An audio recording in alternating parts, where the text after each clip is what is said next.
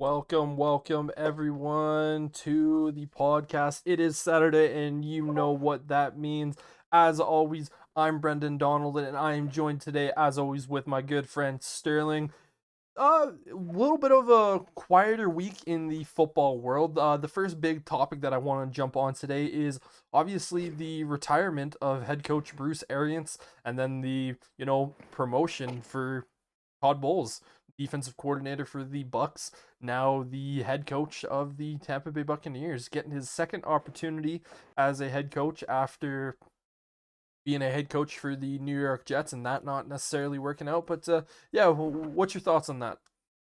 Yeah, a bit of a shocker. I mean, Bruce Arians has been doing an excellent job. I mean, you know me, I loved him back when he was the OC in Pittsburgh, and I was happy for him when he moved on to Arizona and then ultimately over to Tampa Bay, won himself a Super Bowl with Tom Brady. I didn't expect him to retire, really, especially with Tom Brady coming out of retirement.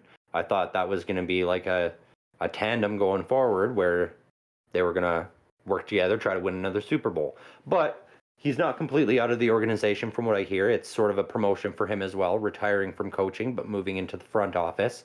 So maybe has a little bit more control over the pieces that will be placed around Brady now. And Todd Bowles, I feel like he deserves another crack at it because really, let's be honest, anybody who's coaching for the New York Jets is getting the short end of the stick.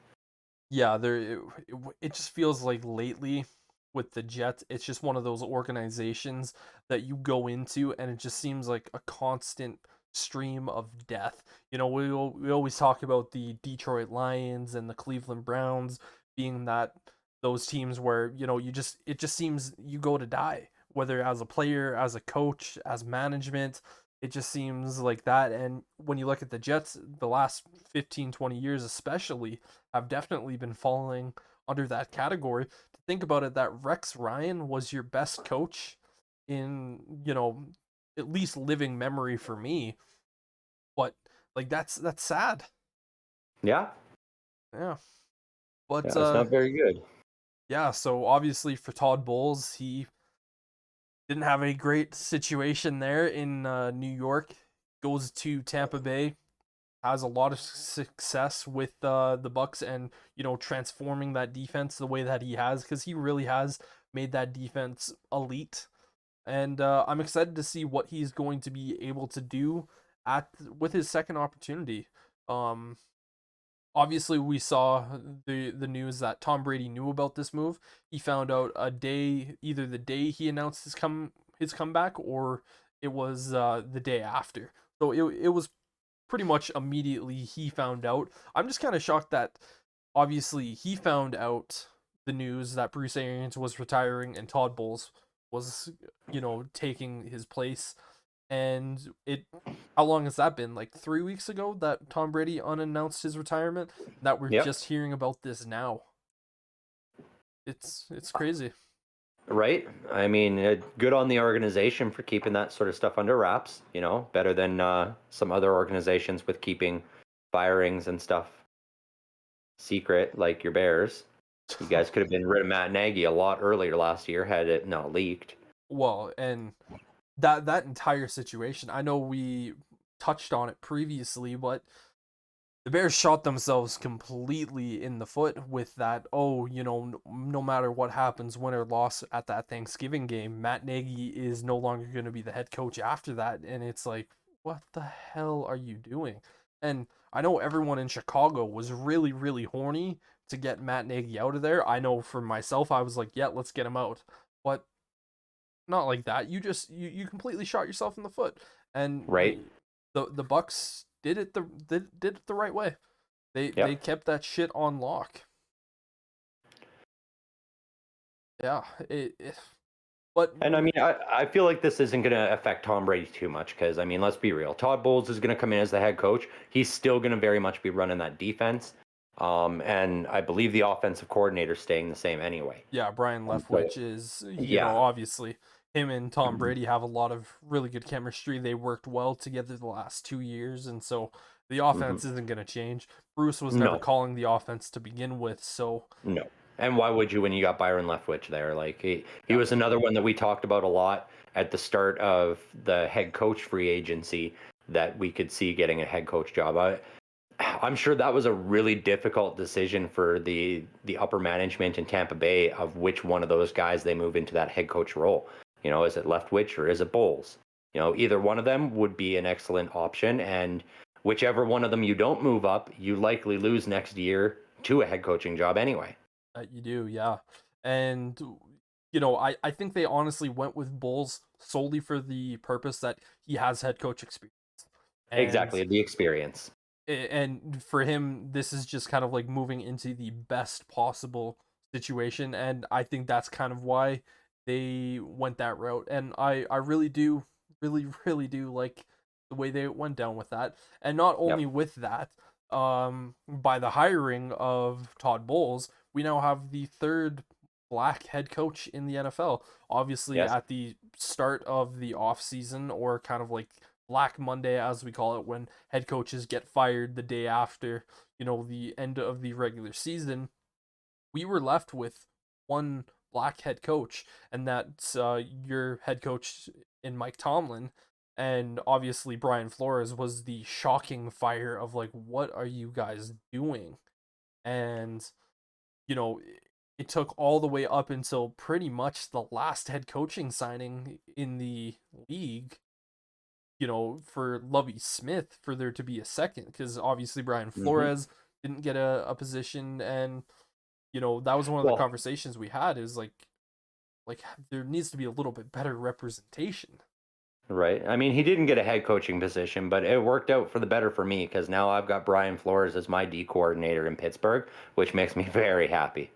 Oh, without a doubt. And as we've discussed before, is that this could be a situation where you have Brian Flores, who is honestly a Mike Tomlin 2.0. You He know, is, and he was always touted to be the next Mike Tomlin. yeah. And when you look at their philosophies, very similar, very similar. I think Flores learning under Tomlin is going to be amazing moving forward for Flores, because he's just going to get that experience and see how to really deal with some situations. Because with ultimately with Flores, it wasn't the peachiest, it wasn't the cleanest head coaching tenure we've ever seen. A lot of leaks, a lot of mismanagement of situations, but the results stood out. And as we've said before, that this could potentially be a thing that, if, like, let's say Tomlin wants to hang up the cleats next year, Hmm. you instantly just move Brian Flores right into that position, and it's pretty seamless. Right. And I mean, with what they've been doing in the moves and the signings and the fact that we're going to be getting a new GM this year, I almost wonder if they're going to do a short-term general manager as well for 2 years and be like, hey, let's see if you can build a team in 2 years. If you can't, then I almost wonder if Mike Tomlin moves up into that position where and allows Brian Flores to move into that coach spot. Yeah, Because I really don't see Mike Tomlin moving on from the Pittsburgh Steelers anytime soon. Why would he? He's had so much success with them that they've made his career. they have. And the thing is, with Tomlin, he's still fairly young. I'm not Yep. exactly sure how old he is. I'm pretty sure he's not even into his 50s yet. Nope. And so for him, if he wanted to continue coaching, and let's just say he continues to have the same level of success that he's had for the last 15 years, he Hmm. could easily coach for another 20 years until he's getting close to 70 years old. And imagine that, having a head coach be the same for like 35 years. I mean, I don't really have to imagine. Like Pittsburgh's only had three Three head head coaches coaches, yep. in the almost 70 years that we've been in the league, Yep. and Well, so with we're pretty used to just standing with the guy. You know, we find our guy and we stick with him. yeah, which is You know, a and smart really, approach. if he can come out this season and put up the same kind of winning numbers that he has with Ben Roethlisberger, only without Ben now, that will just solidify his spot as one of the all-time Pittsburgh greats and as a future Hall of Famer for sure. Well, not just one of the all-time Pittsburgh greats, but one of the all-time head coaching greats, because Yep. he's won a Super Bowl. So boom, how long did it take Andy Reid to win a Super Bowl? And for Andy Reid, that was kind of like the last thing a lot of people looked at with Reid and going, if he gets this, then it solidifies it. He obviously Yeah. won it, and people are now looking at him like, yeah, he's a surefire Hall of Fame head coach. No ifs, ands, or buts. And yeah, I think obviously Tomlin has already had that Super Bowl. He's never had a Yep. losing season, so it's really one of those things where you can't really blame him. Has he won a head coach of the year award? I'm not sure. I'm not sure on that one. I'd have to look that one up. Yeah, that'll be something. But if he's managed to win that, for instance, then yeah, that you just have check, check, check, check, and just yeah, you Yeah. can't really dispute anything that you're seeing there. And No, he has fully been snubbed on the NFL Coach of the Year. He has never won it, despite never having a losing season. really, which Yeah. But you granted, know what? That this year, if they can have a winning record and if they make the playoffs still and they go deep into the playoffs, then this would have to be the year where they're going to have to give it to him. yeah, yeah. No, I agree with you there. Yeah, and I know a lot of people out there, that I'm a fanboy, and everybody I talk to is like, "Oh, you guys are gonna finish last in your division. You're gonna be picking in the top 5 next year, and all this shit." And I still look at it, and I look at our team on paper, and I go, "You know what? We got a couple of holes, but we're looking like a solid team. Do we have any superstars? Sure, on defense, we got possibly the best running back coming up in the game. Do we have that superstar elite quarterback? No. But other teams have won without that quarterback. I mean, look at the Titans. They won the AFC last year with with Ryan Ryan Tannehill. Tannehill, and so that it's not outside the realm of possibility that Mitchell Trubisky could come in and have a reemergence as a great quarterback. And I honestly do think for the Steelers to unfortunately make it out of fourth place in your guys' division, you're really going to have to see Trubisky take that elite level step. I do agree with you. I still think the Steelers have probably the second best overall team in the division. It's just when you have a division with three quarterbacks that, two of them are without a question in the top 5. Yeah. One I believe is number 1 in that ranking for the top 5, and then you have another one who is a top 15 quarterback, like it or not, in Lamar Jackson, but he's a Yep. top 5 threat just on the field. And unfortunately, I just think all three of those teams are just better equipped moving forward than the Steelers are at this perfect moment. And Luckily, the Steelers' defense is built to deal with passers. And so that is the only godsend, is the fact that we are built and set up to shut down the elite quarterbacks in the league. And have shown we can do that as long as we can keep the run game in check. That was the glaring issue last season. If we weren't giving up those 100-yard rushing games, that the Bengals wouldn't have run away with that division. It would have been much closer. Might have, but with all three of those teams, obviously with the Bengals, who do you have as their star running back? Joe Mixon. Exactly. He's a fringe top 5 running back in the NFL. Mm-hmm. Then you obviously have in the Browns, you have Nick Chubb, who again is in that fringe top 5 for running backs. And then, as much as we don't like to say Lamar Jackson is a running back, you have to account for his running ability, because this is a guy that any day of the week can easily, and I'm talking easily, put up over 100 rushing yards. Yeah. Though I don't worry about him when it comes to talking about Pittsburgh, because we have had his number. Fair. Yeah. But yeah, speaking of Lamar Jackson, one of the things that has kind of just been baffling me these last couple weeks is just the lack thereof of conversations and talking with Lamar Jackson and a contract extension, because he's going into year 4. And when a lot of these guys do start to get this contract negotiation up and running, it's in between year 4 or year 3 and 4. Or no, they're going into year 5, in between 4 and 5. And We've seen Josh Allen get a contract extension, and the only other quarterback that's had other success is Baker Mayfield, and that's a whole different conversation that we're gonna have a little bit here later.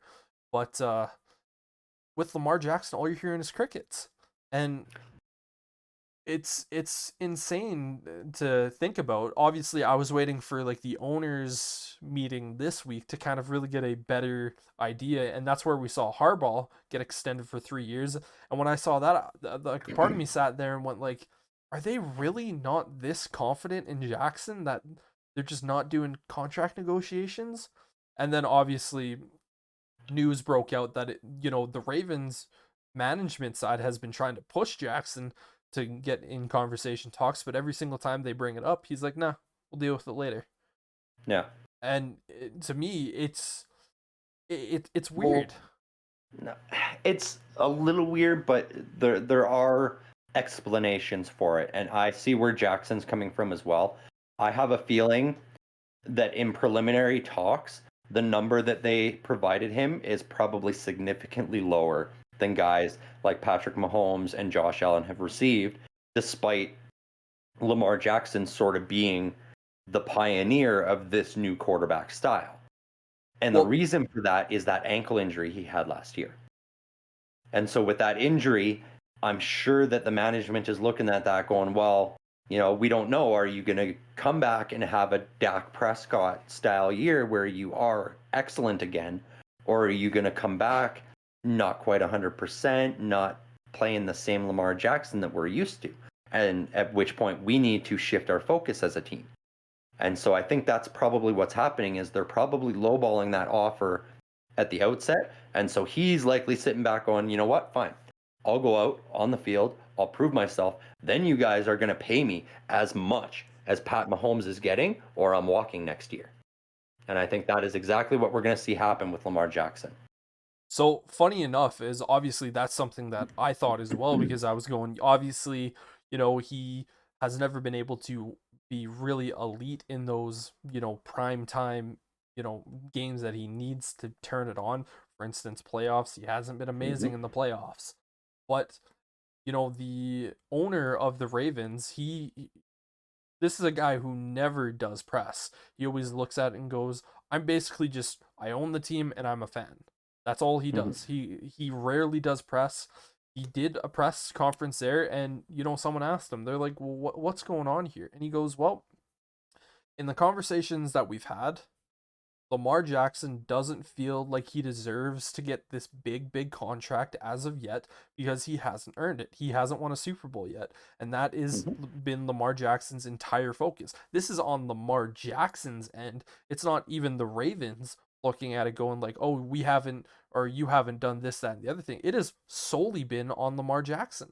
This is what the owner's saying. And when an owner makes a statement like that and you would see a player, we would definitely see Lamar's camp come out and be like, well, no, it's not necessarily like this. Lamar's camp has been basically like, yep, we haven't deserved it yet. He wants to stay in Baltimore. He's tweeted that out and said he's staying there. Obviously, that can only mean so much, but yeah, to me, not necessarily that, do I think Lamar Jackson deserves this big time contract or anything like that. I just look at it and go, it's weird because you have a quarterback who has won an MVP. That's massive, but he doesn't want to get paid until he truly feels like he deserves it, which is weird to think about when you have these elite quarterbacks. I think a lot of that is wording and talking to the press. That is the proper way for an owner to address the press with a situation like this. And the response that Lamar Jackson's camp gives is also the proper way to reply so as to not create friction with the organization. Because you don't want that. Like, everybody is still on good terms. But I'm sure it's not 100% Lamar Jackson doesn't feel he deserves a contract. I think it's more he feels he doesn't deserve the big contract because he hasn't proven himself, but he's not going to sign a lesser contract because he also feels he's worth that bigger contract. You know what I'm saying? I hear what you're saying, yeah. Yeah, it's on both sides, and it's just they're playing the politics right now, and they're both doing a good job. You know, it is a very respectable organization, That it and is, yep. they are very good at staying tight-lipped. And so it doesn't surprise me at all that these are the ways that they're talking. Yeah, But I have a feeling if Lamar Jackson comes out and puts up those big numbers through week 5, then we will see that contract finally signed. Because he's not going to take a lesser contract. You know, he knows that his worth, and even if he can't get it done in Baltimore as much as he wants to stay there, if they're not going to offer him a top 5 contract, then he will go to another team that will. But right now, as it stands with that injury, as an ownership group, I would look at it and go, well, we're willing to offer you in the top 15 paid quarterbacks, but not the top 5 right now, because sure, you won an MVP when he was a rookie, I believe. Second year. Second year. What have you done for me lately? And this league is always, what have you done for me lately? Yep. That's exactly it, you know, like, and especially in that division, you know, we talk a lot about the struggles Pittsburgh's going to have going forward in this division because I'm a Steelers fan. But what about the struggles the Ravens are going to have? You know, like outside of Lamar Jackson, they don't have a lot of star talent there. You know, and so they really are that team that's got to look at it and go, oh man, you know, we've had this rivalry with Pittsburgh for over a decade now. We're going to have to actually start looking in our rearview mirror at Baltimore or at Cincinnati and Cleveland whenever Deshaun Watson finally suits up, because we're not 100% sure when that will be. Will it be week 6? Will it be year 2? We don't know. Yeah, and that really is just the thing is like moving on from the Lamar Jackson situation into the Deshaun Watson, and I know we did talk about it a bit last week, but you just kind of look at that whole situation and go, the NFL is keeping a very, very close eye on everything that is happening, but then you're also looking at it going like, what is happening with Baker Mayfield? I read a report earlier this week, or not earlier this week, later this week. I think it was yesterday that I read it, that the Cleveland Browns were asking for a second round pick and for a team to fully take on the contract responsibilities of Baker Mayfield. I'm like, what are you doing? You know you're not gonna get that. Nope. Like if I was a general manager right now, if I was Seattle's general manager right now, I'd be like, you want us to take on the full contract responsibility? Sure, I can live with that. It's 1 year, about $20 million. Sure, Yep. I can deal with that. That's what you're paying quarterbacks nowadays. And I have to deal with that for 1 year? Sure, I'm not upset. But I'm also only sending a 4th round pick at best. Right. Yeah. If even a pick at that point, I'd be like, yeah, I mean, pick a 3rd string player that you want. We'll send that back your way. That's all you're getting from us.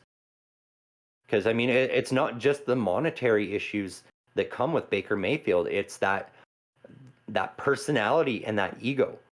You know, you're bringing him into a locker room, and there's no locker room he's going to go into in the league right now where he's not going to have to compete for the starting job. And that ego is going to cause division on that offensive unit.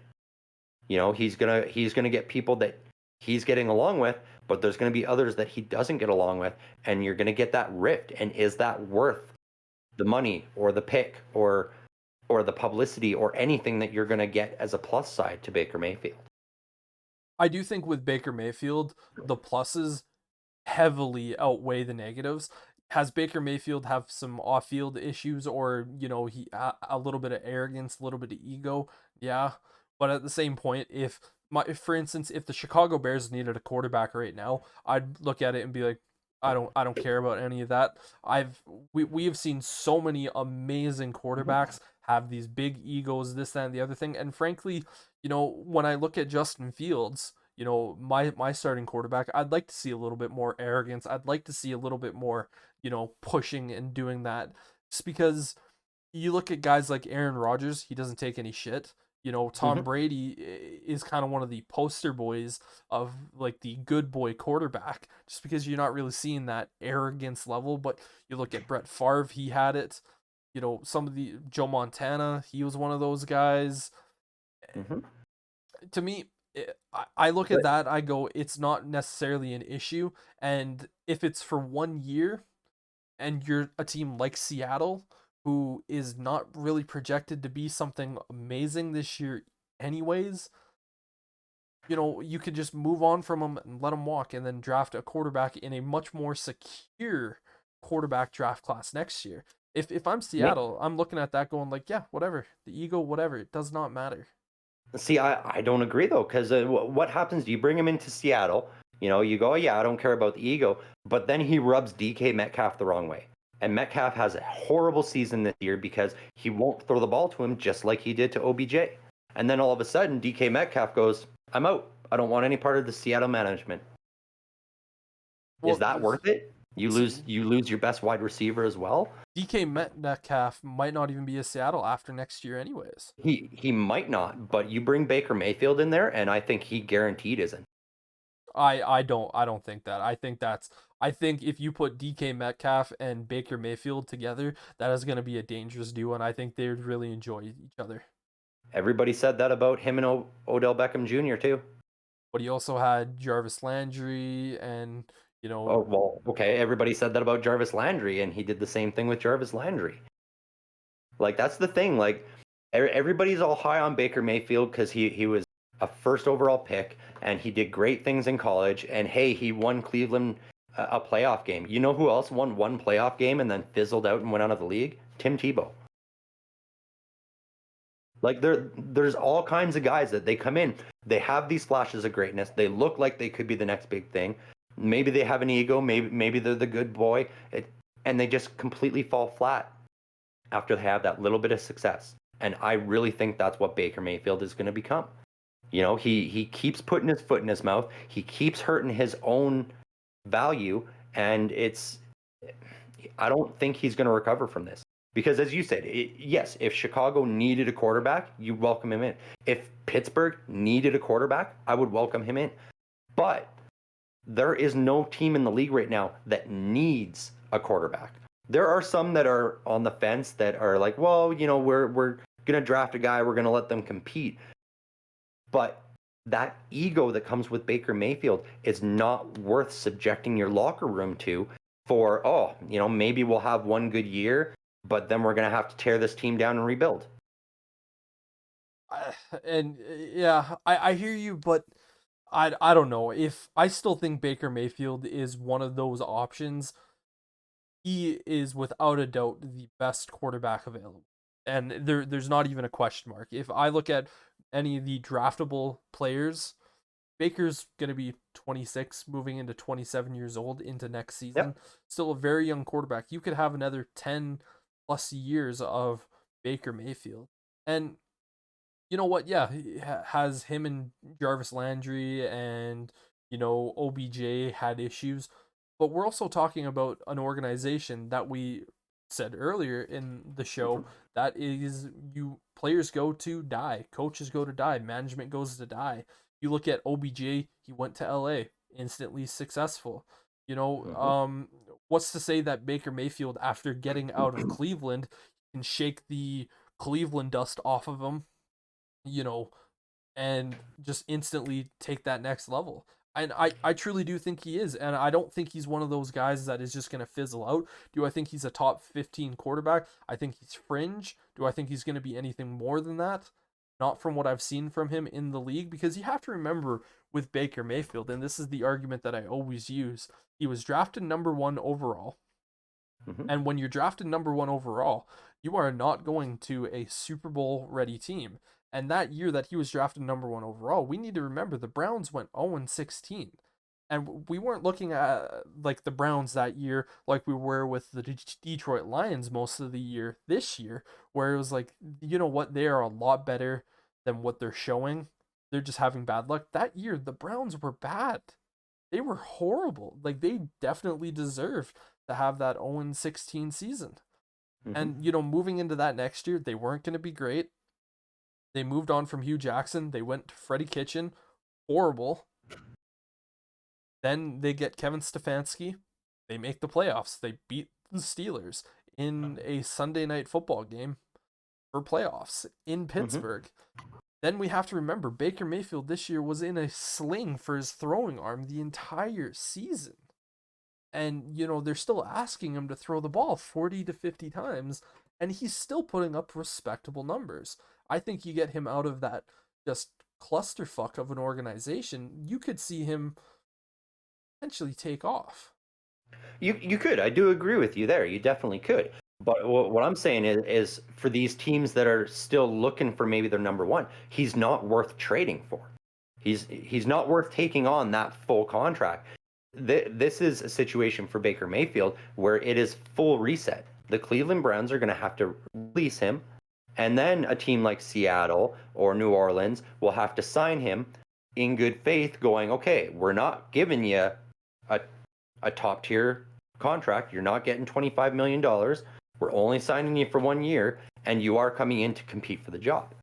Whereas if he gets traded somewhere, he's going to go into that organization with that chip on his shoulder and cause problems right away.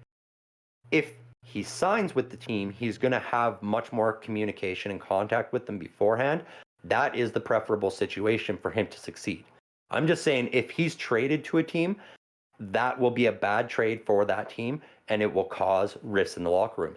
If a team signs him as a free agent, very different story. He has much more potential at that point to excel and succeed. It is going to be very, very interesting moving forward here in the next couple of weeks, because especially with Baker Mayfield, because I don't think he's going to have a job. We're really going to know more come draft day, obviously, what the situation is going to be with Baker Mayfield, because we're probably going to know more with the Deshaun Watson situation. And for all we know, Deshaun Watson, the NFL might just look at him and go, until you have all the legal stuff figured out, you're not allowed to play. Yep. And, the Browns just might end up getting away with, okay, Baker, we're going to let you play this 5th year, and then, we're going to say kumbaya and let you walk. And, that could be the entire situation. It is just a complete and utter waiting game for Baker Mayfield at this point. It is, yeah. Yeah, and we work with a lot of guys who are NFL fans, and oh my God, the amount of negative comments I've been getting, because so many of them are like, oh, why doesn't Pittsburgh trade for him? Will Pittsburgh sign him if he becomes a free agent? And I'm like, honestly, I get he's a good quarterback, but I don't want that ego in Pittsburgh. That we've seen that doesn't work. We've seen it with Antonio Brown. We've seen it with Le'Veon Bell. If Chase Claypool doesn't rein himself in, you better believe they're going to ship him out within another season. That doesn't fly in some organizations, and it won't work in Pittsburgh. I would rather go forward with Mitchell Trubisky as my quarterback or Mason Rudolph as my quarterback than Baker Mayfield.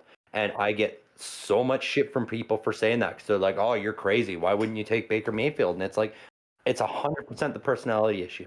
And this goes back to watching him when he played in college. He has a chip on his shoulder that doesn't just project onto the opposing team. It projects onto his teammates. And that's the problem. You mentioned guys like Brett Favre and Joe Montana, and they had that attitude and that chip, but it was always directed at the opposing team, and it was always to get under the opponent's skins.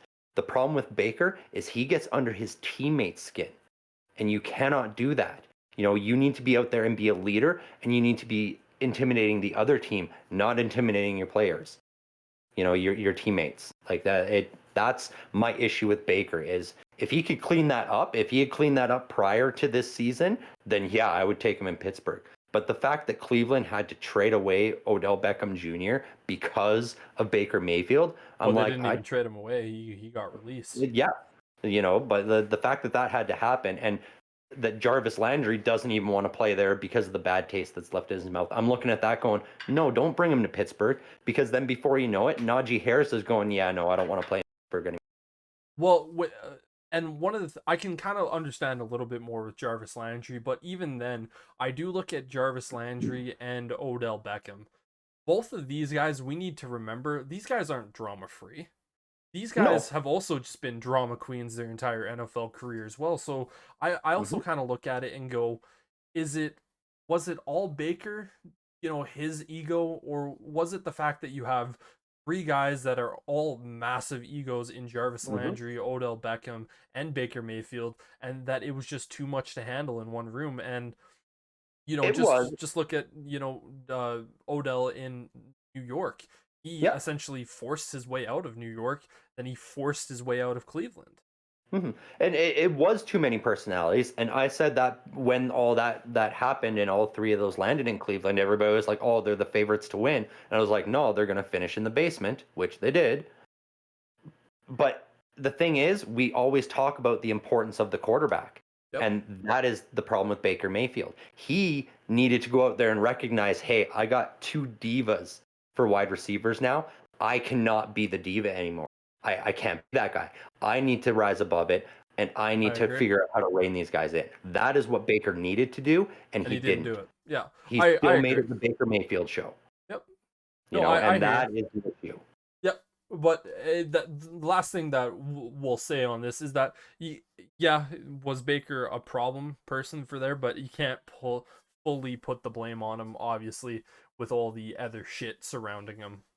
No, but I mean, the quarterback, we always talk, it's the most important position in football. And Most so important position in when things sports. fall apart, it's going to land on your head. Yep. And so that's just it. We can say, oh, there were other problems there, but ultimately, Baker Mayfield is the one that takes the fall for that. Whether he likes it or not, he needs to figure out how he's going to do better. Because going to Seattle, DK Metcalf has a very big personality. Going to somewhere like Pittsburgh, Chase Claypool, Deontay Johnson, they have very big personalities. And so you have to go in there and you need to the leader and not the diva. And that is what Baker Mayfield needs to do. He needs to get out of this college boy mindset, just like Ben Roethlisberger had to do. He had some struggles in his early career as well with being that big guy with the chip on his shoulder until he learned that he needs to step back and go, you know what? I don't need to be that guy. I can just go out there and prove it with my play and improve the guys around me using this ability and this personality that I have. And that is what Baker needs to do if he wants to find a team that he can then be successful with and take to a Super Bowl over the next decade. If he doesn't do that, that is when he is going to fizzle, fall, and disappear. I can agree with you on that. And we're also talking about a 26-year-old. So he's only 2 years older than myself. And Yep.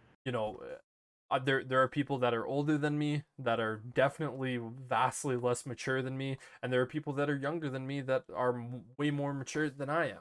But he'll get there. I think he'll get there. But I mean that's just it. You're 26, but you're also making $20 million a year. So it's time to grow up. Grow up or enjoy your last paycheck. And, if you don't spend that money accordingly, you're going to be flipping burgers by the time you're 40. Yep. So. But yeah, moving on from that, obviously, there is not a massive amount of conversations that are having around the NFL. Obviously, kind of the biggest new thing that has come to the NFL is the new overtime rule change that is being placed in effect. And when I initially heard the rule change, I was like, yeah, you know what? I kind of like this. But the more and more that I looked at it, I looked at it and went, the issues that they are trying to fix with this overtime rule change is that they don't want the game to be decided off of a coin flip. And they have changed some rules, but the game now is still going to be decided off of a coin flip in my decision, because obviously I should go into and break down what the actual rule change is. So in overtime, what it was before is that the team, whoever gets, for instance, if you get the ball first and you go down and score a touchdown, game over. That's done. And that's still the way that's going to be in the regular season, but moving forward into the NFL playoffs, both teams get a possession. And to me, I look at this now and go, you were trying to eliminate the fact that a team is going to win off of a coin toss. To me, this still feels like the team who wins the coin toss is going to win, because now, instead of taking the ball first, you're taking the ball second, because now you know exactly what you need to do. For instance, if team A, if you get the ball, you choose to get the ball second, team A goes down and scores a touchdown, well, guess what? You know exactly what you need to do to win. You need to go down and score a touchdown. And you have nothing but 4 down possessions for the entire drive. It doesn't matter if you're on your own 3 and you're on a 4th down. Well, guess what? You're not punting the ball away. You're still going for it. And I find it interesting that I don't think it's necessarily going to fix the issue that they had. It's going to be interesting to see how it plays out, because as a coaching standpoint, you look at it, if you get the ball first and you go down and score a touchdown, do you look at it like, okay, we should go for that 2-point conversion because then it's forcing the other team to do that? Like, there's going to be a lot of thinking that has to go involved with that. I don't think they necessarily did the best that they possibly could. I want to get your take on it. I mean, there's no perfect solution, unfortunately, because even like you and I have discussed going to that college method, you run the risk of, a game finally finishing with a score of like 93-91 and it's like 2 a.m. Yeah. Like we can't have something like that happening. And with the whole trying to strategize and go, oh, do I go for 2? Do I kick the ball away first? Doing either of those is essentially saying, oh, I don't have faith in my offense, or I don't have faith in my defense. And let's be real, if you're in the playoffs and you feel that way about one of your units, you don't deserve to be in the Super Bowl anyway. And so the only thing I think this is good for is when you get teams like Kansas City and Buffalo, it's like, okay, now these guys are playing a shootout. KC wins the coin flip. They go down, score a touchdown. Josh Allen now has to do the same thing, come back the other way. And he does. And so now it's, okay, whichever one of these guys makes a mistake first is the one that's going to lose. And that's what it comes down to. And I think that is a better solution than what we had before, because it was like before it was, Buffalo made no mistakes in that playoff game. Their defense was great. It was just, it was Patrick Mahomes. He's an excellent quarterback. And so they did deserve to have an opportunity to also go down there. And then it becomes a battle of stamina. Who's going to get tired enough first that they make that critical mistake and cost their team the game? And so it is an improvement. And unfortunately, there is no perfect solution to it. It's always going to come down to, oh, well, the team that won the coin flip, more often wins it. But during the regular season, that's not true. It has been almost 50-50 during the regular season with the setup it has right now. It's just during the playoffs, you've got the best teams. So, of course, the team that wins the coin flip is going to go out and score a touchdown 9 out of 10 times, because that's why they're in the playoffs. They're one of the best teams. And so giving the other team that opportunity, it also gives that first team's defense the opportunity to shine. Because they go out there and they go, okay, we know they are going to be going for it on 4 downs. So we can't let anything go over the top, and we got to shut this shit down right now. We got to prove we are the best defense so that we can intimidate the team that we're playing next week when we win this game. And that's my take on it. It is an improvement. There is no perfect solution, and I do much prefer this option to what we had. Because it was, like, I'm not a Chiefs fan. I'm not a Bills fan. It was really disappointing to see Josh Allen not have the opportunity to answer Patrick Mahomes' touchdown. I hear you, and everything from what you're saying, I don't disagree with. The overtime, with what you're saying, there is going to be no perfect solution, and I truly do believe that there is not going to be a perfect solution for what is going to be happening in regards of the overtime situation. Obviously, like what we said before, that we were potentially discussing the college rules, but like what you said, we could end up in a 92-91 game that ends in 2 a.m. That's just not what anyone wants. And a part of me goes back to thinking about this new solution, and I go, you know what? Part of me honestly doesn't really want it to change, for the simple reason of not only that I got to see Josh Allen not advance in the playoffs, but I look at it in this standpoint. I look at that game in particular with the Bills and Chiefs. It was a very exciting game. The Bills thought they won. They had 13 seconds left on the clock, giving the ball back to Patrick Mahomes. They should have done enough to stop a team going 80 yards in 13 seconds. And then obviously they go into the playoff matchup, and Patrick Mahomes goes down there and scores a touchdown to win the game. What happened the following week? The Cincinnati Bengals fought hard against a team that they should have never beat. And guess who gets the ball back? And we were all sitting down when we saw Kansas City wins the coin toss. We're like, oh, well, here we go. We're not going to get to see Joe Burrow. What do the Cincinnati Bengals do? They intercept the ball and they go down and win the game. To me, a part of me doesn't want the rule to change because I look at it going, you know what? I want my team to deserve to get this ball back. Because if my team can't stop the quarterback, it's not like Patrick Mahomes wasn't hot that game, because he was. He was playing pretty well. Did they start to slow down a little bit? Yeah, but at no point should they not have been able to do what they were doing. But I mean, sometimes it's just one broken play. You know, like look at that. You know, I mentioned Tim Tebow beating the Steelers earlier in the playoffs. It was one broken play in overtime because a guy stumbled, backpedaling, and wide open receiver, touchdown, game's over. Whereas under the new rules, Pittsburgh would get the ball. They would go down and score against that Denver Broncos defense. And then they go, okay, now we can shut down Tim Tebow again. You know?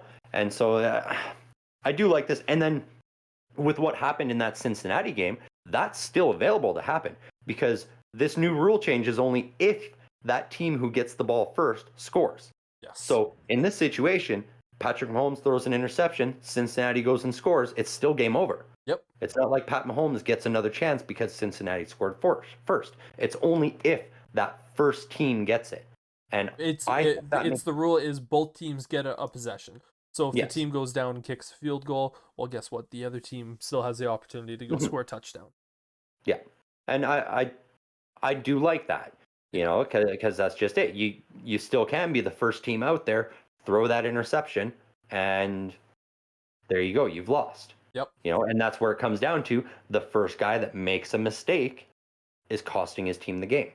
And that is where I like that new rule change, because at least then, if you're playing a perfect game, you get to keep playing. There's no reason you should have to go home because you just didn't get the opportunity. You know, Josh Allen was playing a perfect game. What were the Bills' defense? No. But were the Chiefs' defense playing a perfect game? Also no. And so, I mean, that was one of those ones where had the toss gone the other way and the Bills got the ball, the Bills likely would have done the exact same thing. Gone down, scored a touchdown. Patrick Mahomes doesn't even get a chance to touch the ball. And I would have been saying the same thing. That's not right. Pat Mahomes should have an opportunity to answer back. And we've seen Pat Mahomes in this scenario. This was back when Brady was still with the Patriots and they met in the AFC Championship game. And yeah, we saw that exact same situation.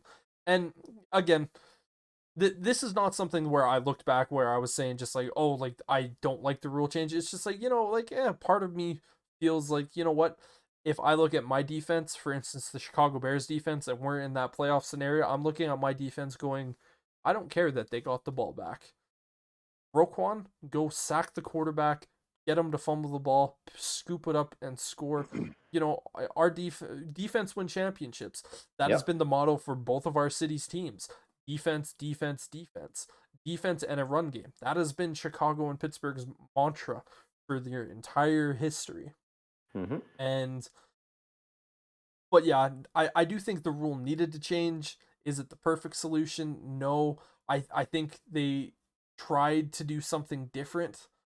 I think it's a step in the right direction, at least. It is a step in the right direction, but they wanted to ultimately eliminate the coin toss deciding the game, which I don't think they have. I just think all they have done is really just kind of delayed the process of who wins the game. Decided on the coin toss. And that's kind of the entire discussion that we're having with this, is that, you know, in the playoffs, they wanted the coin toss to not be the deciding factor. And I unfortunately think they made a rule change that didn't change what they were trying to change. Fair point. And I mean, we have discussed this in the past. After that playoff game, we talked about this, and I put forward the idea of possibly going to more of a soccer style overtime, where if we get to the end of the fourth quarter and it's a tie, play just resumes at that point. They just add 15 minutes onto the clock and you continue play. If the team that's in possession scores, then the other team will get one more chance. But if they do not and it's a turnover, then it's next score wins, sudden death at that point. And I think that would be a way to eliminate the coin toss, because then instead of it being a coin toss, it's like, oh, well, you know, Patrick Mahomes scored with 1 second left on the clock. They kick it off to Buffalo. So, okay, Buffalo has the ball. Rather than, oh, we're going to stop it. We're going to flip a coin. Oh, KC wins it. So Patrick Mahomes gets the ball back. Right.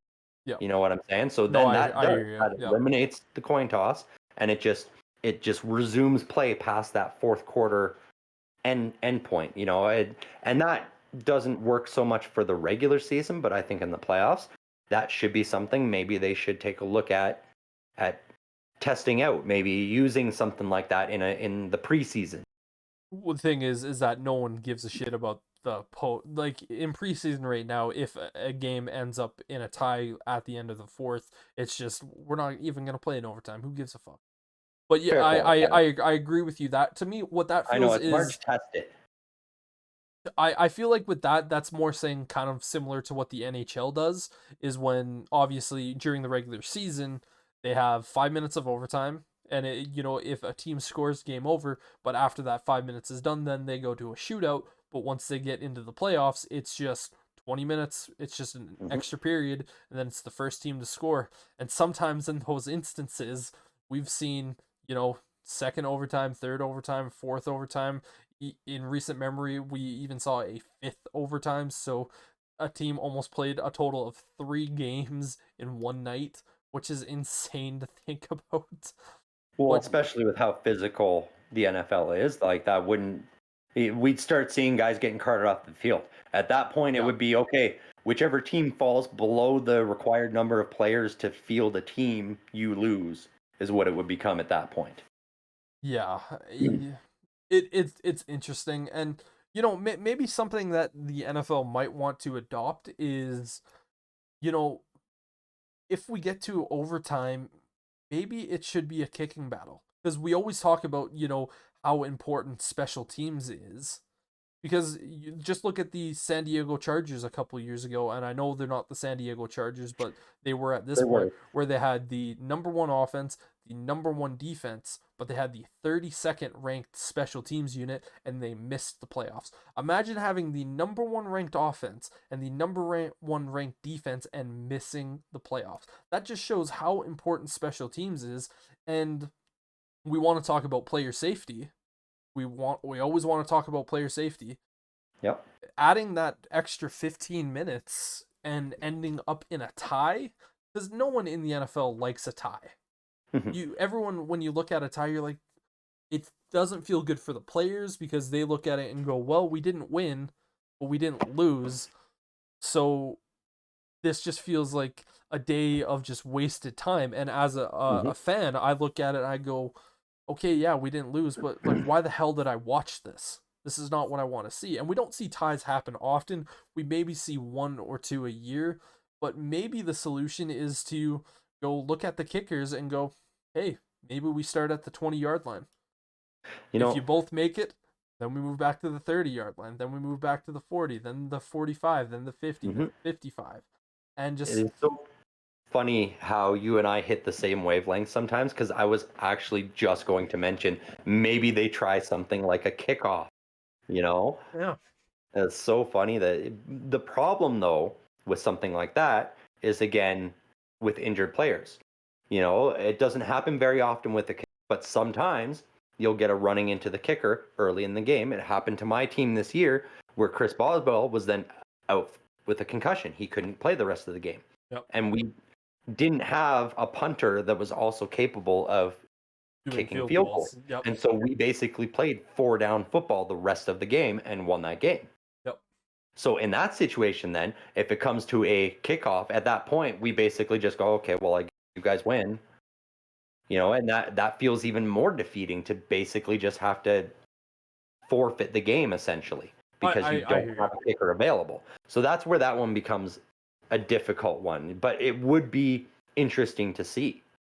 I think the way to mitigate that is that obviously when you have a kicker go down with injury, you almost never see maybe one kicker a year get hurt during the field of play.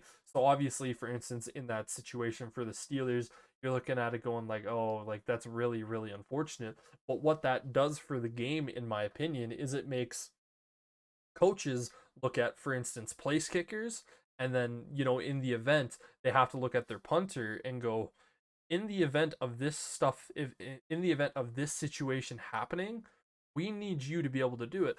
And the reason why I think this would work is because you look at the duo of kicker and punter of Adam Vinatieri and Pat McAfee. Obviously, Vinatieri, he only did field goals. He only did field goals and extra points. McAfee would always be the kickoff man, and he would do punting. And you know what? McAfee, every once in a while, would go out there for a field goal.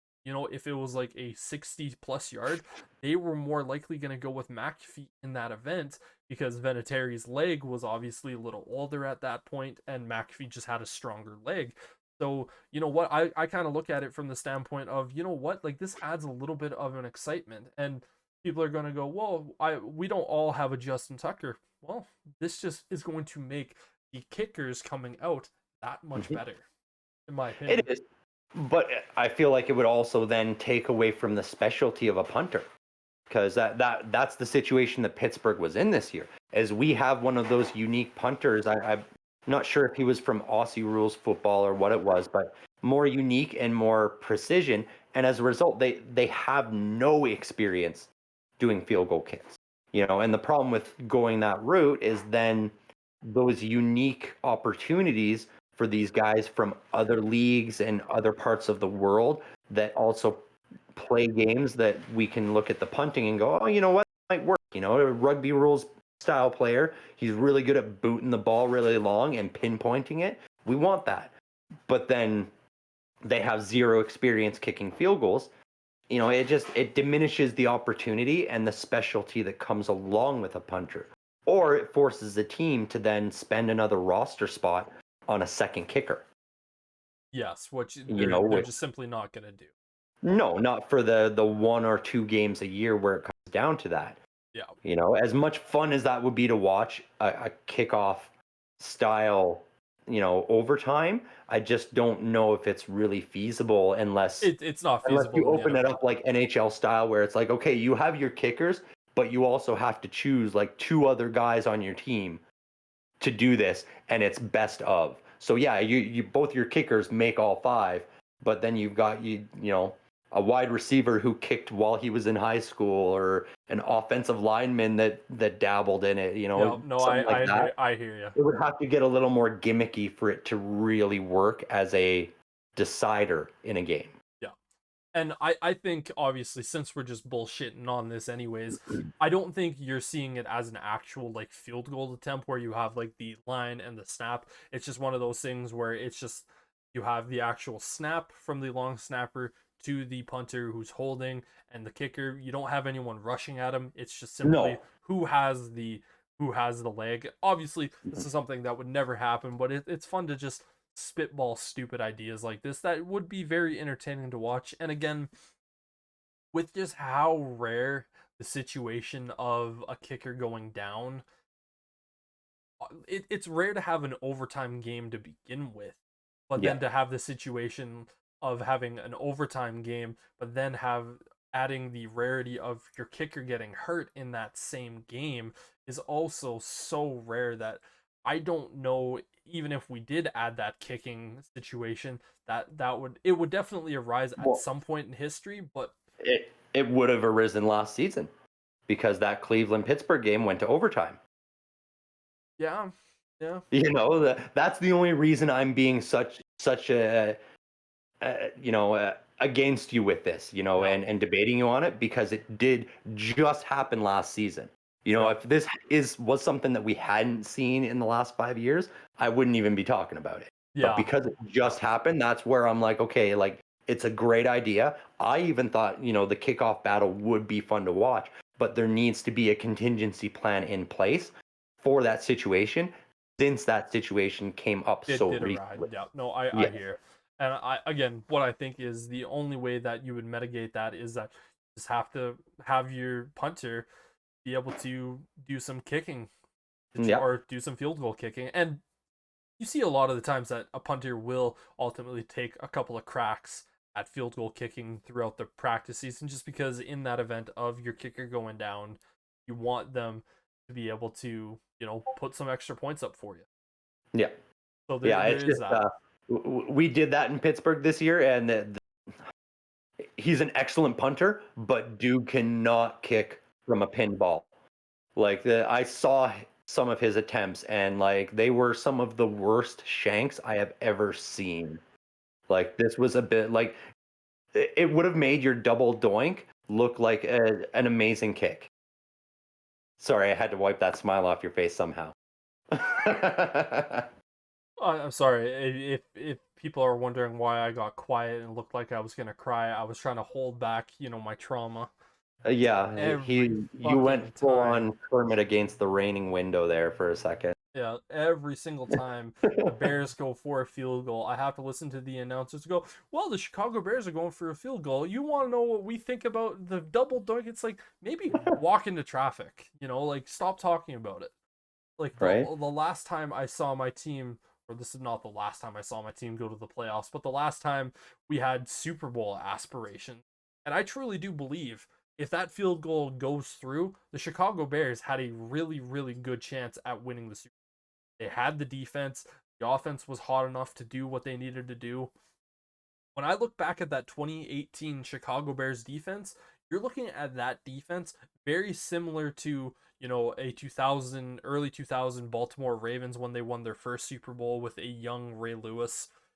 Definitely in conversation of that 86 Bears or 85 Bears defense. It was that good of a defense, and for the fact that they fucking Cody Parkey, whatever your dumb fucking name face. I mean, kicking's hard though, man. It is. It is. Like, and you can't get any closer to hitting that field goal than he did. Hmm? Like it.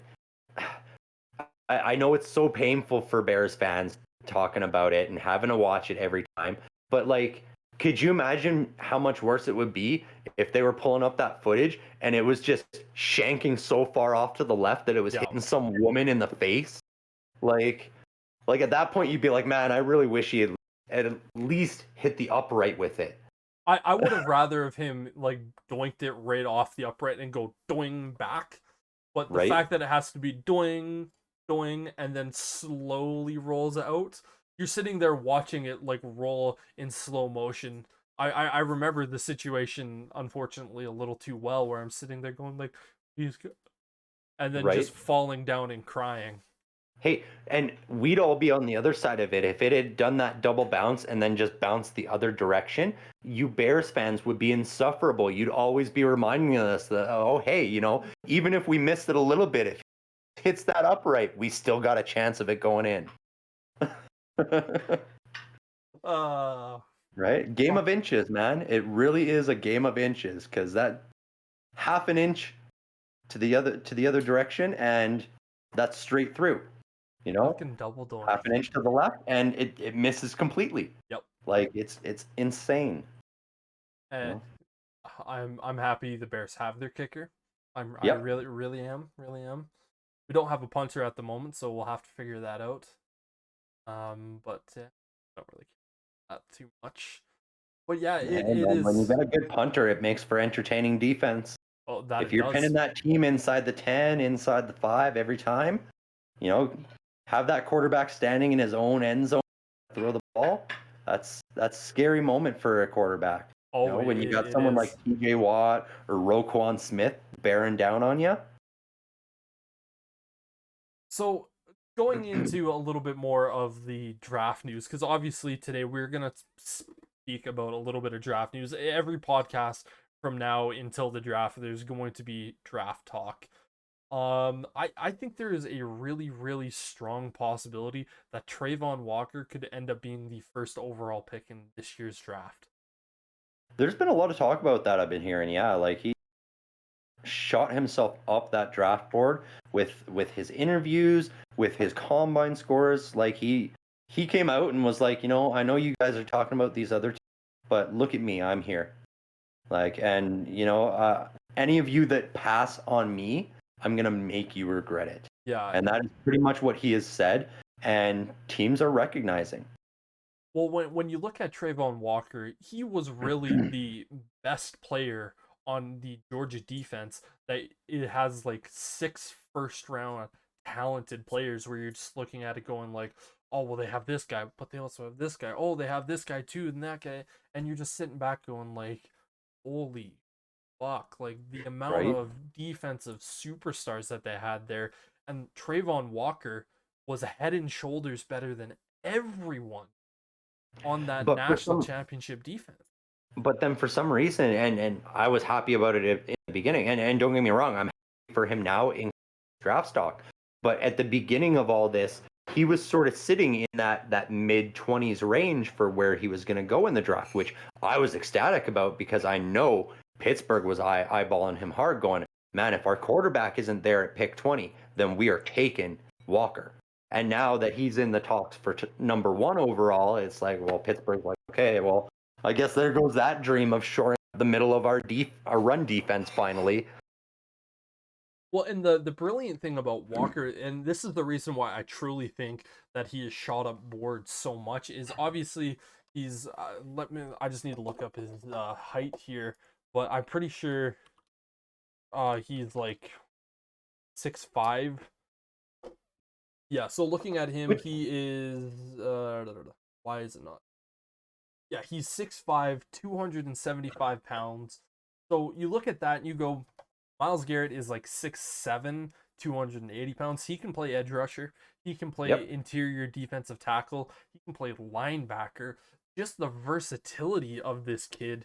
You're just looking at him drooling, thinking about the opportunities that you could have. And I think the reason why so many people the reason he is shot so quickly up the board is you look at Dallas Cowboys first round pick last year, Micah Parsons, and going, this kid just shows just a little too much Micah Parsons to not have him. And obviously, defensive rookie of the year winner, rightfully so. It wasn't even close. I don't think you could.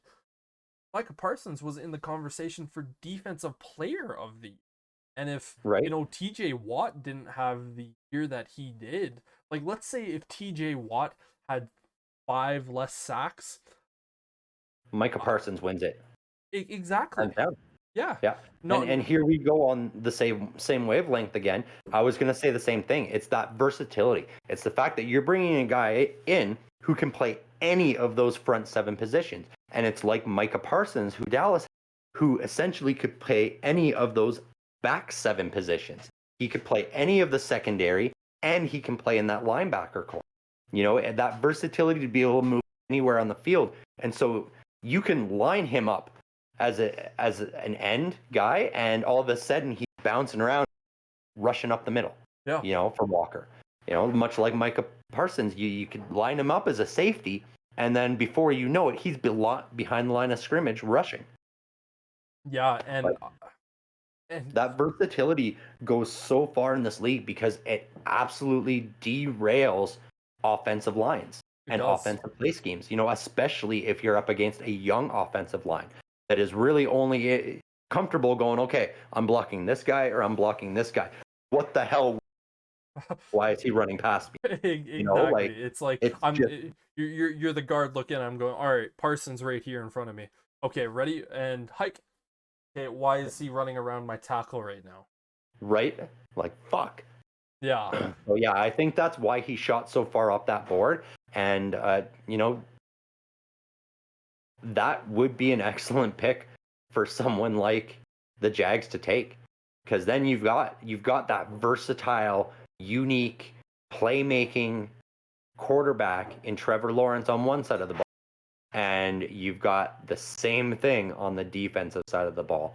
and you've got 4 years where you can build teams around them and build this atmosphere where then when these contracts start coming due, you go, okay, we want to pay you guys, but look at what we have done. Look at the franchise that we have built. We could be a perennial Super Bowl team like the Patriots were if you guys are just willing to stick together and take that Little you bit know, top less. 10 pay instead of the top 2 pay. And moving on to the guys that we both suspect are going to be probably more likely 1 and 2 in Aiden Hutchinson and Kayvon Thibodeau. I was watching a little bit more film this week. I every week I watch, a couple of players' films, just always making sure that I really, and I went back and watched these two because because early on throughout most of the year I said Thibodeau, and I only really changed the tune kind of going into the later part of it, and it still never felt right for me to move on from Thibodeau from Hutchinson. And obviously, you saw the combine where he essentially just quit halfway through, or he just quit after running a 40-yard dash, and that doesn't go. That it's a little bit of a red flag. But the more and more that I watched Thibodeau, I looked at him and said, he has the opportunity to be a Khalil Mack level player. Kayvon Thibodeau, if he is exactly what you want in an edge rusher. He has an elite first step. He has the speed to be able to just run right by you. He has the power to run you over. And that he's also flexible enough to just get bent backwards by 90 degrees and still run by you. Just so much versatility in him. And it's not to say that Aiden Hutchinson isn't a good edge rusher. He doesn't have that elite first step that Thibodeau does. When you look at Thibodeau and Hutchinson, whose step is better? Thibodeau. It's not even close. Aiden Hutchinson doesn't have an amazing first step, but he has power. He has power to just physically dominate you, very similar to a Nick Bosa. And that explosiveness is great, but as you brought up, it's how quickly he quit on the combine is a big concern, because you can be as explosive as you want. If you get stopped at the line and you go, oh, I'm not getting, you give up on the play, and then the running bounces it outside and gets by you because of it, that's not a good look. Yeah. And that's just it. Like, that combine, it speaks to these kids' personalities as well. Yeah. If you're willing to give up on this, which is your opportunity to be number 1 overall. Yeah, it's meant for you to just shoot up. Yeah. Exactly. Instead, what he's done is he's hurt his draft stock to the point where you and I have discussed he may fall out of the top 5 or even the top 10. Yeah, that's something that I'm hearing. Ethic. And if I'm a general manager, I'm still looking at, if I'm the Detroit Lions, for instance, and he's there, I'm 100% taking that pick for the sole reason of, if I can have a guy with the comparison, he's not comparable to Khalil Mack, but he could, if he gets to his peak, he could be that level of player.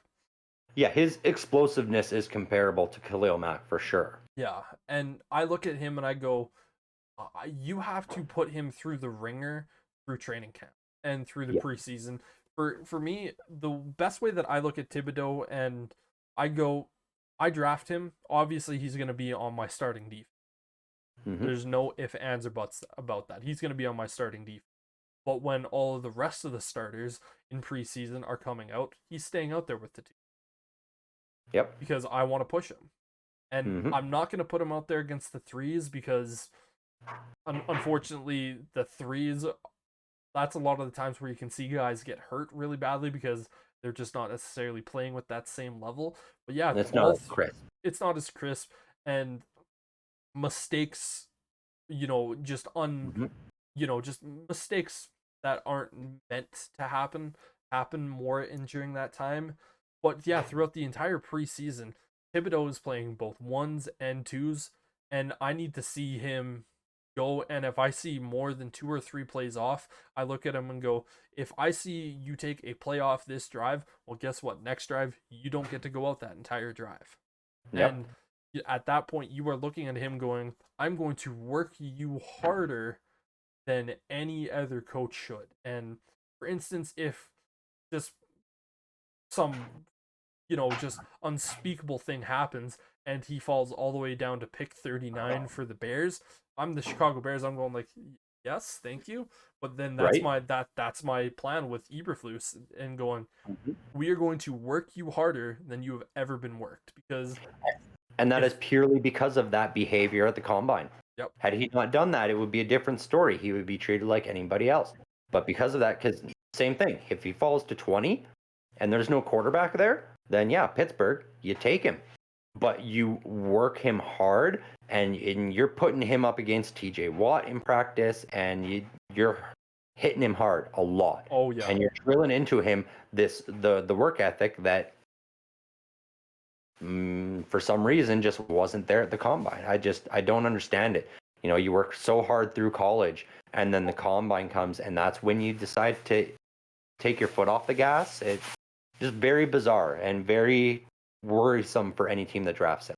Yeah, and obviously you saw some plays in college where you definitely saw him take the play off, which is not something that I was really happy with seeing, Mm-mm. because he was a men playing against boys. Like he was a pro football player playing against, middle schoolers out there in college. That's what he Mm-hmm. was. And I truly didn't like to see that. Obviously, he would, every once in a while, a play would be taken off. Right. And I mean, it drives me nuts, both of us, because we're such defensive minded guys. Like I recently had a guy on Pittsburgh that did this kind of stuff, and it drove me nuts because I was so high on him. And when we drafted him in Bud Dupree, he was a guy that was explosive. He was quick. He was one of the best guys off the edge. And too many times I watched him get pushed just one step outside of his comfort zone on that pass rush, and he would just throw his hands up and give up. And Yeah. all of a sudden, the backside was open, and he could have got a sack. He probably missed out on more than a dozen sacks in his tenure with Pittsburgh, all because he would give up on a play. Yeah. And you cannot have that kind of mentality.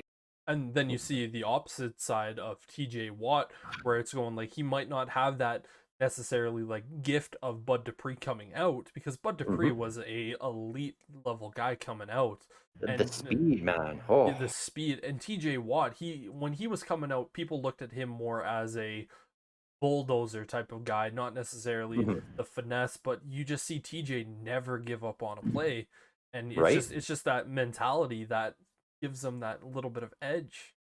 Well, I mean, that's how he got two, for sure, possibly three strip fumbles to win football games for Pittsburgh this past year, because he didn't give up on plays. And if Bud Dupree had shown that same sort of ferocity when he was with the team, they never would have let him walk and go to Tennessee. Nope. Because imagine that, if he had had that same sort of drive opposite side of TJ Watt, that would be a terrifying defensive combo. Yeah, and You know, then and that, also and add yeah, Cam TJ Hayward in Watt, there as well. right? Cam, as much as I love him, he's getting up there in age, so he's lost a step. But yeah, another one of those guys that just never gives up on the play, pushing and pushing, and that's how you collapse the pocket properly. That's how you get the pressure on the quarterback. It's not always about that first step, that first move. Sometimes it's the third move that finally breaks that offensive line down. Yep. Yeah, I fully agree with you, and this is something that we really, really want to see with Thibodeau. Is obviously, is he going to quit on the play? Because the best of the best guys never quit. Mm-hmm. You will never see a Aaron Donald take a play off. Like, if he's out there on the field, he's giving 150%, not 110, 150 every single time. And the only plays that he takes off are the plays he's not in the game. Yeah. Yeah, it's when his offense is on the field. Yeah. Yeah. And even then, you watch him on the sideline, he's still not taking that play off. He is studying film while on the sideline. He's preparing for that next drive. He's going, okay, this is what, this quarterback likes to do in these situations when they get the ball back, so we need to be ready for it. And that's what Thibodeau needs to be if he truly feels he's a number one pick. Yeah, and it's going to be very interesting to see these three guys in Walker and Hutchinson and Thibodeau, because all three are easily worthy of the first overall pick. And they're not the only three. We're still leaving out Evan Neal. With still another real possibility to go number one, getting that protection for Trevor Lawrence. Yeah, and the only reason why I am hesitant for Neal going number one overall is because you don't franchise your starting left tackle. You don't franchise tag your starting left tackle 2 years in a row and then have, then you draft a guy to start at left tackle with the first overall pick. Just don't do that. And no, you don't. Yeah. If, like we've been saying before, Robinson got tagged, it was, okay, yeah, it's going to be Evan Neal. Yeah. Has to, because, they need to protect Trevor Lawrence, and that's the smart move. But when they franchise tag Robinson, it's like, well, okay, well, you're paying Robinson a lot of money for the franchise tag. Mm-hmm. What are you doing here? Like, right? Yeah, because we had discussed that, and I said they really should have used the transition tag on him instead of the franchise tag. Yeah. Because at least the transition tag, you could still draft Neal and, in good faith, trade Robinson away somewhere. Yeah. And get proper value for him. Well, and then with the transition tag, it's one of those things where you look at it and go, okay, well, we have, for instance, like let's say the Bears offered him a contract, and the Jags could either match it or not match it. And then if the Bears had to send a pick over, essentially trading, just to get that deal done, then that's what happens. Exactly. And I don't see anything wrong with that. One other player that I want to talk about in the NFL draft comparison that when I read, it instantly made me go, fuck, like that's a really, really good player pro comparison. Devin Lloyd, middle linebacker out of Utah. Someone said the way that we look at Devin Lloyd is someone basically copied Fred Warner or they cloned Fred Warner and put him as Devin Lloyd. And I looked at it and went, fuck, that is a really, really good comparison, because Devin Lloyd is without a doubt the best middle linebacking prospect in this year's draft class. I don't think it's even close. But like Nakobe Dean is a phenomenal middle linebacker prospect. He's not as big. I do have some issues with Nakobe Dean. Still love him as a prospect. Yeah. But yeah, Devin Lloyd is the only one that is ready to come in and make an impact as the top linebacker on whatever team takes it.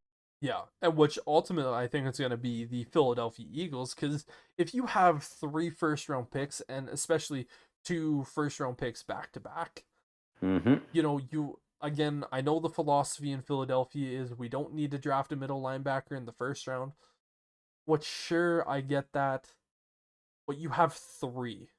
There is no reason at this point to continue to neglect the middle linebacking spot. You can go defensive tackle, edge rusher, and middle linebacker with your first 3 picks that are all within 4 picks of each other. Why not do that and just insanely boost your defense? It'll be really, really interesting to see. Obviously, for your Pittsburgh Steelers, you could potentially see them go, obviously, offensive line. Do you think there's an opportunity for the Steelers to draft an offensive lineman? Only if 4 or 5 quarterbacks go off the board before they pick at number 20. Because I think they're at the point now where even at pick 20, they will reach for Ritter.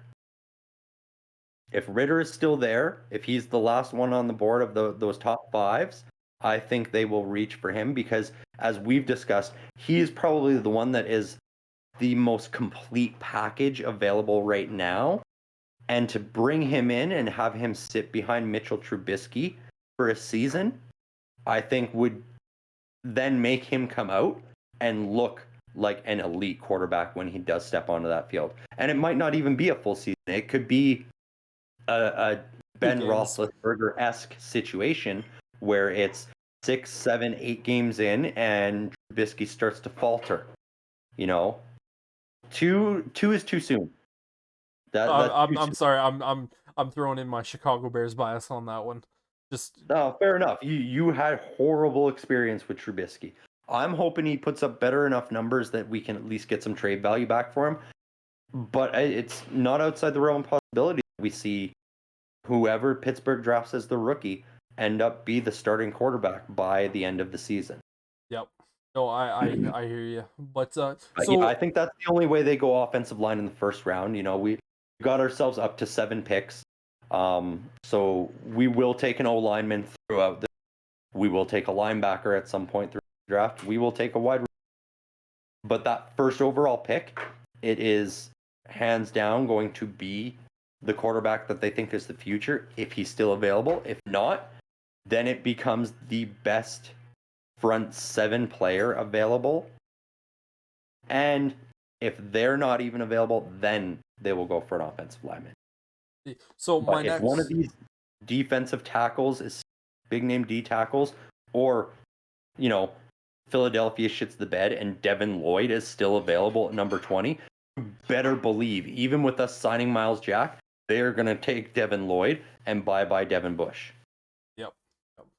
So You know, one question for you is there a prospect that is not necessarily in the range of 20 that you, if for instance, like let's say the Steelers ended up trading up, who is one of the prospects you'd be more than okay with the Steelers trading up for?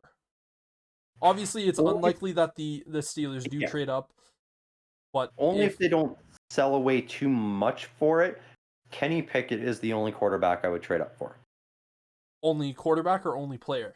Only player. Only Because player? I would only trade up for a quarterback in this Okay. draft. Yeah. You know, and I mean, unless the Jags were like tripping on acid and were willing to swap first round picks and take like Chase Claypool and Devin Bush for that first overall, then I would go for Walker. Yeah. Alrighty. Yeah. So there's only one player that I would be happy with the Bears trading up with because I just do not believe they are trading up. I think that pick 39, it's end up going to be trading back to accumulate more. But I would be really happy if the Bears traded up for Chris Olave. Yeah. Him and Justin, the Ohio State connection, I would just be too excited to see happen. And there's a good chance that Olave could still fall that far. You don't think so? With all that I'm hearing right now, it desperately sounds like Chris Olave is actually going to go higher than what we expected. Oh, A okay. lot of people thought he was probably going to go anywhere from pick 23 to 30. People are talking about him being potentially in the top 15. Oh, so like one of the first receivers off the board. There's a lot of, and it sounds like a lot of these wide receivers are actually going to go higher than expected just because of how Well, good some of these receivers are this you never know. I mean, this new Bears management team hasn't made any splashes in free agency. Maybe that's what they're waiting for is the draft to just go boom. You know, Justin Fields said that he could do something if we got Olave for him, and so we're gonna trust this kid. We're gonna move up and get him. I It's just don't doubtful, think I the know, Bulls. Yeah. but I mean, if there's any point to make that splash, that would be it. Because Yep. otherwise, you're waiting for next season to make your big moves because of all that draft or that cap space you're going to have next year. Yeah, close to $100 million in cap, Yeah. which is nice. But yeah, that is all we have time for here today. If you're here and like to stick around, we are gonna stick around for a little bit longer. But that is all for the Play by Play podcast today. We'd like to thank everyone for coming out and see you next time. Peace.